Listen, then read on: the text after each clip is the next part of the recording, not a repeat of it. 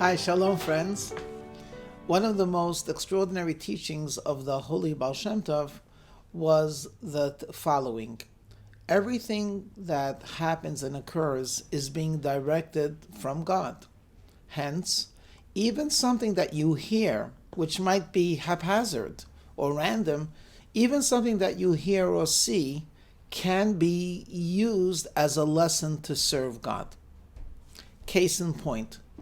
The story goes that once the students of the Holy Baal Shem Tov were studying, and it was, I suppose, late at night, and it was in the middle of the winter, and it was quiet outside, rather still, until there was a knocking on the door, and the door opens, and in staggers in a peasant, and he looks at the rabbis that are studying, and he says, I don't know how to say it in Ukrainian, but he says, I need your help.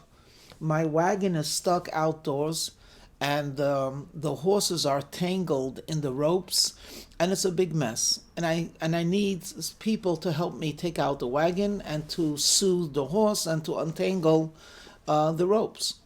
Well, these rabbis that were studying said, we would love to help you, but we're not really very strong physically, nor do we have much experience in dealing with horses. If you perhaps go down a couple of blocks, there might be a person who owns a carriage and a horse. Maybe he wouldn't be able to help you. Well, the peasant was very unhappy, and he looked at them, and rather bitterly he said, you can help, you just don't want. And he walked out. The rabbis for a minute were stunned. And then the Baal Shem Tov said, did you hear what he said? He said that you can, but you don't want. This is a message not only in terms of helping him get out of the mud, this is a message in terms of Judaism. Many times we're faced with a daunting task, and we say, oh, I would love to be able to climb this spiritual mountain, or I would love to be able to overcome this particular issue, but I just can't. And always remember the statement you just heard. You can, you just don't want. This teaching has been repeated countless times and has been expanded to include so many other things as well.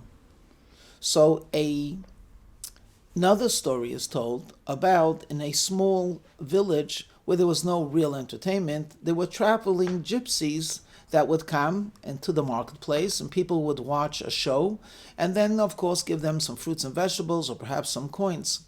The story that's related is that one of the great tzaddikim, his name was Rabbi Ahron Hecht, was walking to the synagogue with 5-6 of his students, and he happened to pass the marketplace while these gypsies were performing. And he stopped, and he saw how they were preparing for the rope act. Essentially, there were 2 trees on either side of the marketplace, and they were tying a rope from one to another, and this gypsy, was actually going to walk on the rope. So the rabbi decided to watch it, and he gazed very intently. So this gypsy climbs up on the tree, and he's holding some type of a stick in his hand to help him balance, and he starts walking on the rope. Now, nothing fancy about this, and there's no safety net. So he really was risking his life, step after step after step.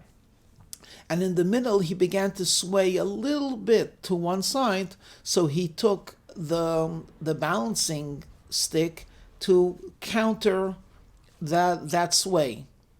He came to the end, turned around, and walked back. Of course, everyone applauded, including the rabbi, and they all gave the gypsy something for his heroism and expertise. But the students were perplexed. The rabbi never wasted time. Why did he waste that time or invest that time to watch an act?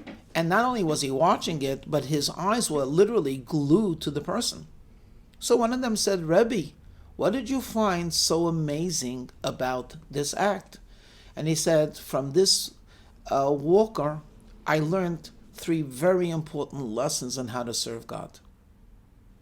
For a moment, the student was taken aback. We're talking about a gypsy who's doing a balancing act so he can make some money. How did the rabbi see that as a lesson in service of God? So the rabbi explained.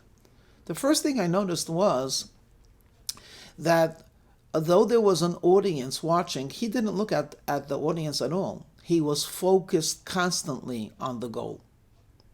Everything else that would distract him from the goal, he ignored. I think that's a very important lesson, to focus on the goal to the exclusion of all. The second thing I noticed was that he was very deliberate. He did not take large steps. He took step by step by step. He was constant, he was deliberate, he was careful, and he made progress. Very often when it comes to serve God, we want to take flying leaps. We want to jump. We want to get there quick. We want to get there.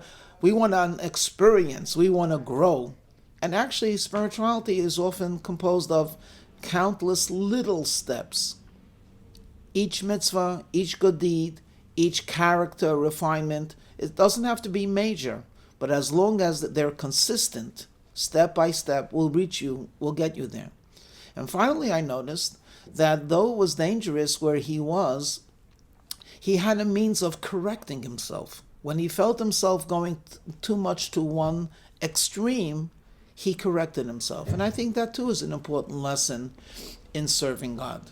That when a person serves God, whether it be out of love or fear, kindness or compassion, maybe through a lot of prayer or maybe through a lot of study, occasionally you can be a little bit overwhelmed by going too much in one direction. Then it's important in terms of spiritual service to correct yourself. Well, the student was very impressed that in a simple act, the Rebbe was able to derive so much inspiration. And then the Rebbe called him back and he said, but actually the most important lesson I left out.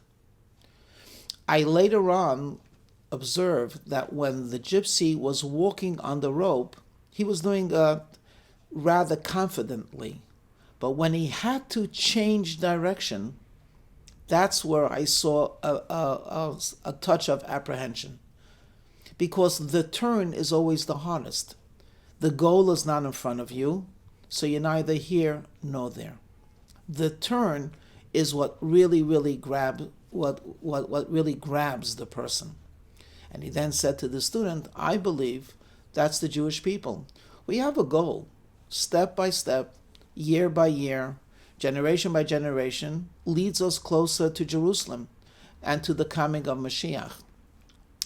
But we know where we're coming from exile to redemption.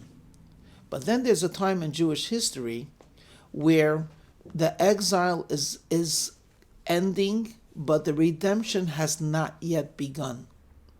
And that is actually this day, this generation. We're still in exile, but we're not being persecuted. We're still exiled, and yet we have freedom to travel. We are still under the influence, though no one tells us what to do. There is no more exile. If you want to be a religious, observant, spiritual seeker, you may do so. So there's no more exile, but are we there? Have we reached the goal? Are we truly close to God and feeling exhilarated by it? No, not yet, not by a long shot. So it's this moment of Jewish history where we are making the turn. We're going off the path of exile, and ultimately we will see redemption. Though we are so close, it comes with its own difficulties. So, my friends, if you can't see redemption yet, it's because we're still making the turn. There are great people on earth that have seen the redemption. And they say that all we have to do is incline your neck, your head, just a little bit more, and we will see it. During these last days of Hanukkah, I pray that we all end Hanukkah seeing the Holy Temple and with the final redemption. Amen.